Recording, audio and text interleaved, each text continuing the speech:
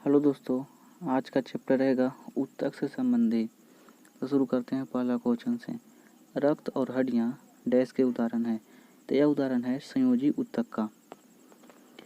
रक्त डैश प्रकार के ऊतक का उदाहरण है। तो यह उदाहरण है संयोजी ऊतक का। मुंह की परत बनी होती है। तो यह बनी होती है पपड़ीदार उपकला से। हमारे शरीर में कई अंग हैं। निम्नलिखित में से कौन सा अंग सबसे बड़ा है? तो यह है त्वचा। त्वचा के नीचे और आंतरिक अंगों के बीच डैश ऊतक बनता है। तो यह बनता है वसा। हमारे शरीर की हड्डियां में कौन से ऊतक पाए जाते हैं? संयोजी ऊतक। ऊतक क्या होता है? ऊतक वे कोशिकाएं जो मूल रूप से दिखने में और कार्य करने में समान होती है। उन कोशिकाओं के समूह को जिनकी उत्पत्ति और संरचना समान होती है, जो एक विशेष कार्य करने के लिए विशेषज्ञता प्राप्त होते हैं, को क्या कहा जाता है? तो इसे ऊतक कहा जाता है। निम्न में से कौन एक पशु ऊतक नहीं है? तो यह है दृढ़ ऊतक। डैश ऊतक में मैट्रिक्स होते हैं और कोशिकाएं मैट्रिक्स में सन्निहित होती है। यह कहलाती है संयोजी। एक तरल संयोजी ऊतक है। यह है रक्त। निम्नलिखित में से संयोजी ऊतक नहीं है। तो यह है तंत्रिका कोशिका। मनुष्य में एक संयोजी ऊतक के उदाहरण को पहचाने। तो यह है हड्डी। निम्नलिखित में से कौन सा एक संयोजी ऊतक है? तो यह हड्डी है। स्क्वैमस एपिथेलियम ऊतक फेफड़ों के अलवेली और जानवरों के अन्य हिस्सों में पाया जाता है, जहां संकुचन विश्राम होता है। यह कहलाता है अस्थायी। किस प्रकार की कोशिका से त्वचा बनी है? तो यह बनी है अधिचर्म कोशिका का। ऊतक के प्रकार ग्रंथियां बनते हैं। तो यह बनते हैं एपिथेलियल। जंतु कोशिकाओं में वृक्क को यांत्रिक समर्थन प्रदान करने के लिए एपिथेलियम इसकी आंतरिक परत निर्मित करता है। यह कहलाता है आयत फलिकी। हिस्टामिन स्रावक कोशिकाएं डैश में पाई जाती है। यह पाई जाती है संयोजी ऊतकों में। पेशी ऊतक कितने प्रकार के होते हैं? तो यह होते हैं 3 प्रकार के। मानव शरीर के त्वचा का सबसे बड़ा परत कहलाती है। यह कहलाती है एपिडर्मिस। निम्न में से कौन सा हिस्सा मानव त्वचा का सबसे बाहरी हिस्सा होता है? तो यह होता है एपिडर्मिस। अवाकाशोतक के बीच एक पूरक ऊतक का काम करता है। तो यह करता है त्वचा और मांसपेशियां। निम्न में से लाल संवहनीय संयोजी ऊतक है। तो यह रुधिर है। निम्नलिखित में से कौन सा पौधों की बाह्य त्वचा का कार्य नहीं है? तो यह है प्रकाश संश्लेषण करना। यह कार्य नहीं है। अस्थायी ऊतकों के निर्माण के लिए एक अस्थायी संरचना, आकार और क्रिया अपनाने की प्रक्रिया को क्या कहा जाता है? इसे विभेदन क्रिया कहा जाता है।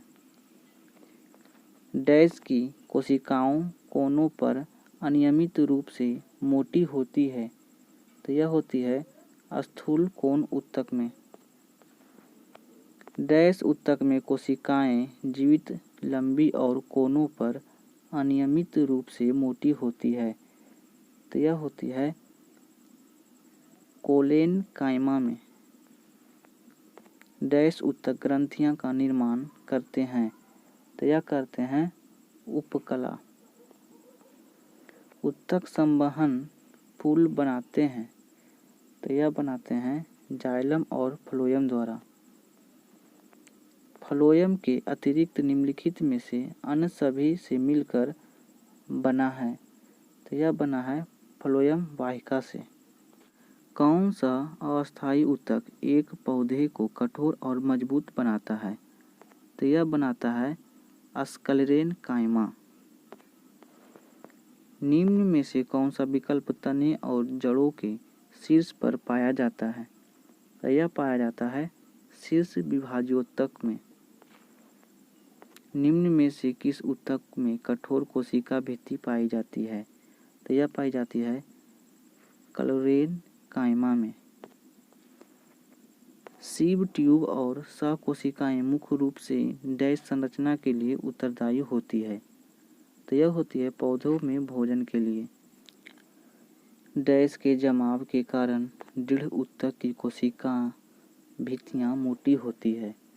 तो यह होती है लिग्निन के कारण। डैश के कारण स्क्लेरेन कायमा कोशिकाओं की दीवार मोटी होती है? तो यह हो जाती है लिग्निन के कारण। पौधों में कौन सा ऊतक पानी का संवहन करता है?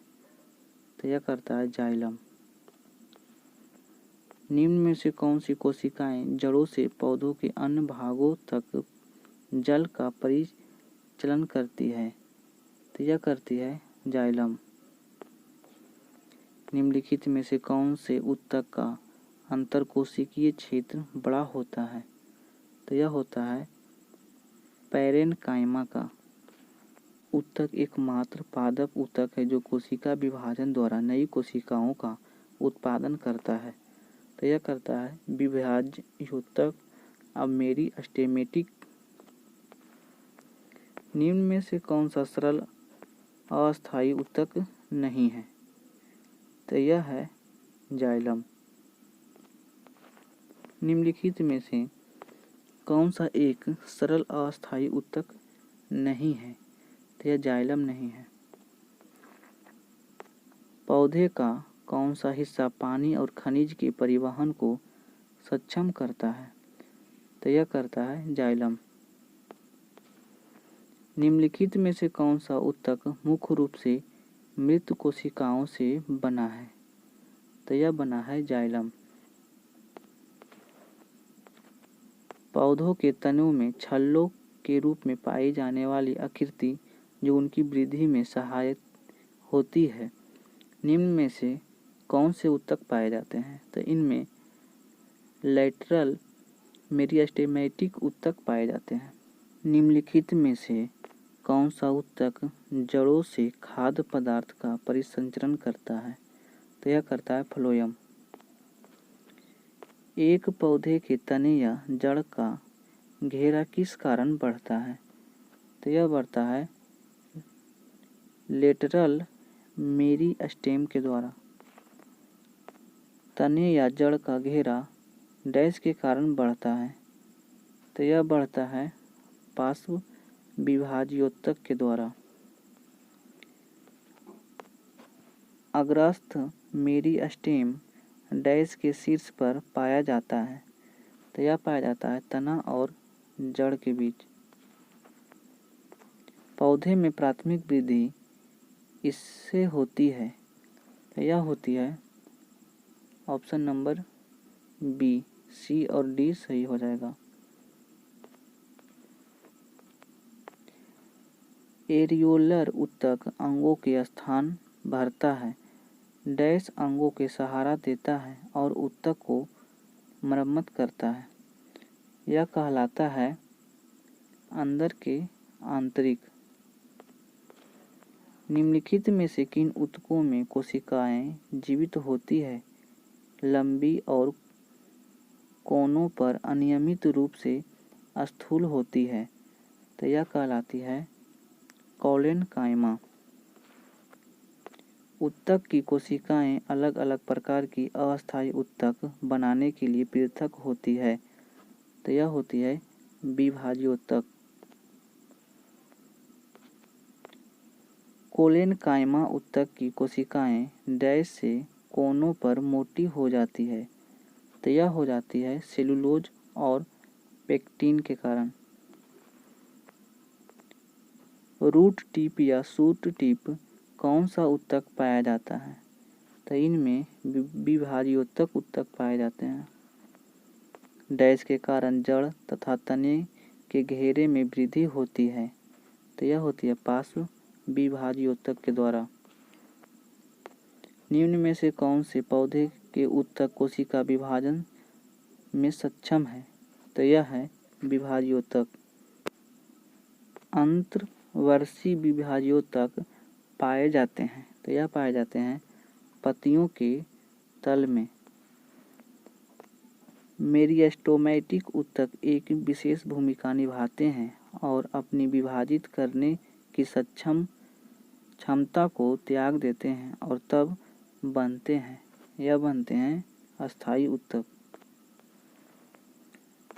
पौधे में उस ऊतक का नाम क्या है जो जड़ों से पौधों के अन्य हिस्सों में पानी और खनिज पहुंचाता है, तो यह पहुंचाता है जाइलम।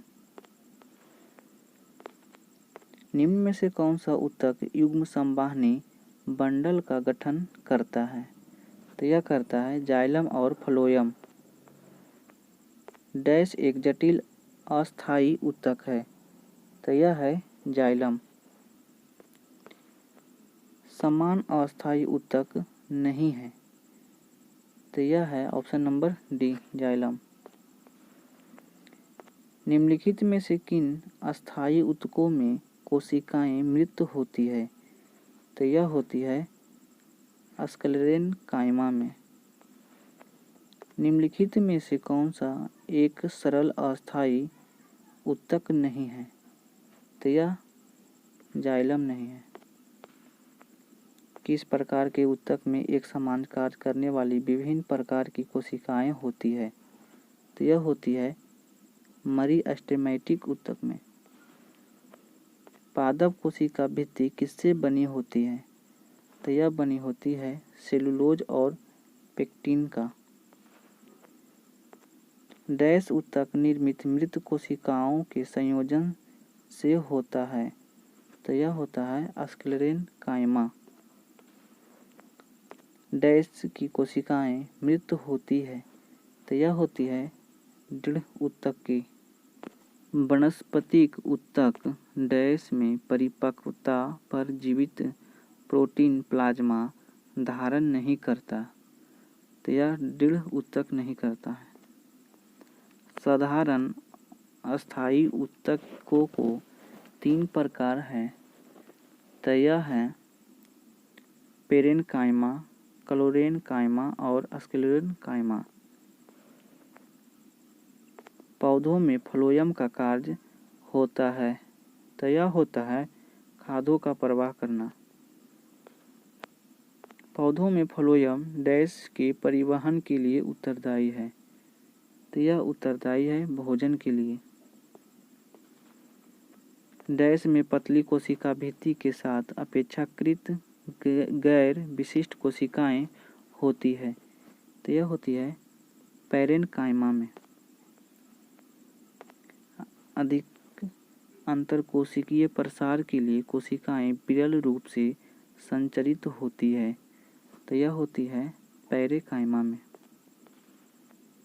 अस्थायी ऊतक के लिए अंतर्गत वर्गीकृत किए जाते हैं, तो यह किए जाते हैं मेरिस्टेमेटिक ऊतक में। डैश में पतली कोशिका भित्ति के साथ अपेक्षाकृत अपशिष्ट कोशिकाएं होती है, तो यह होती है पेरेनकाइमा में। डैश में कोशिकाओं को ढीला पैक किया जाता है ताकि बड़े अंतःक्रियात्मक रिक्त स्थान मिल सके, तो यह किया जाता है मिद्रुतक में।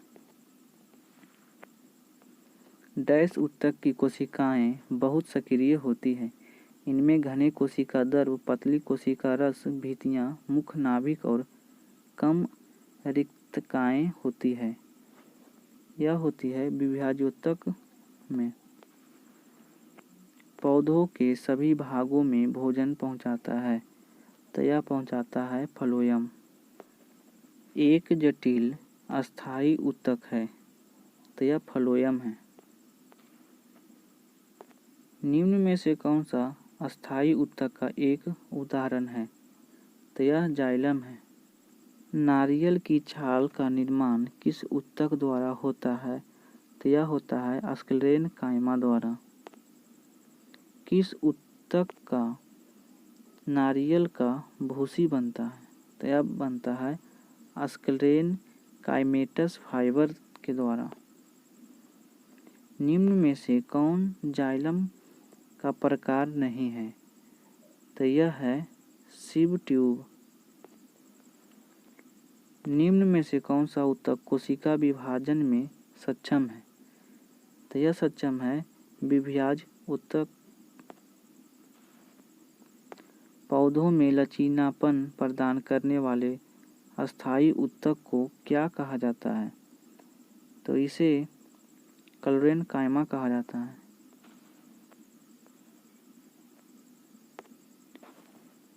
दृढ़ ऊतक से बना है, तो यह बना है निर्जीव कोशिका। डैश ऊतक मृत कोशिकाओं के संयोजन से बना होता है, तो यह बना होता है स्क्लेरेनकाइमा के द्वारा। विभिन्न प्रकार के अस्थायी ऊतकों के निर्माण के लिए डैश ऊतक की कोशिकाओं को अलग किया जाता है, तो यह किया जाता है मेरिस्टेमेटिक। कौन सा ऊतक पौधों के प्रकाश संश्लेषण हिस्सों में सामग्री के परिवहन में मदद करता है, फ्लोएम करता है। पौधों में लचीलापन ऊतक के कारण होता है, तो यह होता है स्क्लेरेनकाइमा के द्वारा। रेगिस्तानी पौधे की बाह्य त्वचा में एक मोटी मोमी परत होती है, तो यह होती है क्यूटिन। वृक्षों में सामग्री के परिवहन में सहायक ऊतकों को क्या कहा जाता है, इसे संवहनी ऊतक कहा जाता है। पादप ऊतक मुख्यतः दो प्रकार के होते हैं, एक होते हैं विभाज्य ऊतक, एक अस्थायी ऊतक।